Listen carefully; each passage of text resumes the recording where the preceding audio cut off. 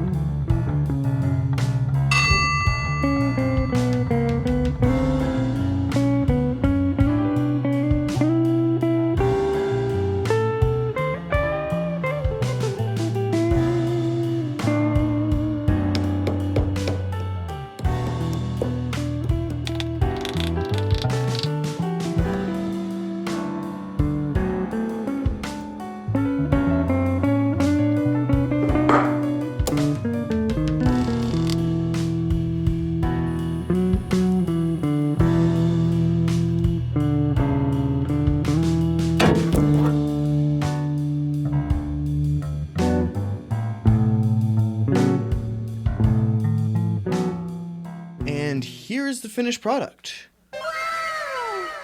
So for the most part, it's pretty self-explanatory. The bath towels are a perfect density and porousness. Is that a word? Porousness. I'm gonna say yes. The bath towels are a perfect density and porousness to be a good sound dampener. The loose threading in these bath towels mimics the open-celled acoustic foam really well and allows a lot of movement to happen and friction to happen inside of these to allow ample dampening. If you don't know what I'm talking about, it's because you didn't watch my last 2 videos, so shame on you. Also, the way I folded these allows the triangular shape to be about 7 inches at the thickest point. Hello, ladies. Traditional bass traps are about 4 inches thick, so I'm gonna say this is plenty. But I will say, since I'm using bath towels instead of traditional acoustic foam, those other 3 inches are probably necessary. I couldn't really find anywhere on the internet the ample bath towel stackage for acoustic purposes, but I'm gonna say 7 inches is probably about right. So the other thing I promised I'd talk about is the space behind the bass trap. So I couldn't find a whole lot of sources talking about why it's helpful to have space behind the bass trap, but I just found a lot of sources saying that it was helpful, and they just left it with that. So as a quick disclaimer, I have to mention that this next segment is my best educated guess based on the research that I did about how sound waves behave. That being said, I am fairly confident that I got this one right. So every time a sound wave meets a surface, part of it will absorb into the surface and part of it will diffuse outward. Now this is true for every surface, but the ratios are a little bit different. So for instance, if this was a concrete slab, most of the sound waves will diffuse and very little of it will absorb into it. Where if it was, say, I don't know, bath towels, most of the sound is going to absorb into it and very little of it is going to diffuse outward. We know this thanks to the work of Wallace Clement Sabine, the physicist who taught us that one person is about as absorbent as 6 seat cushions. Oh, science is wonderful, isn't it? So to think of it in more mathematical terms, every time sound meets a surface, it's going to divide itself into 2 parts, albeit not equal parts.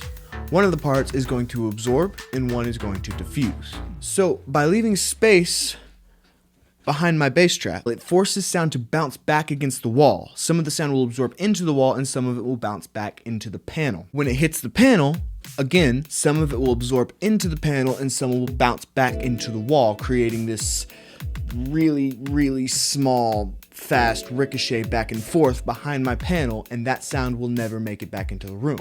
And the little bit of sound that has the potential to make it back into the room goes through the panel. Essentially, I'm cutting the sound into 4 separate parts, and only one of those parts has the potential to go back into my room. If I were to cut these corners and have the acoustic panel sit flat against the wall, there would only be one wall for it to bounce off of, and the sound would only be split into 2 parts instead of the 4. And to take it one step further,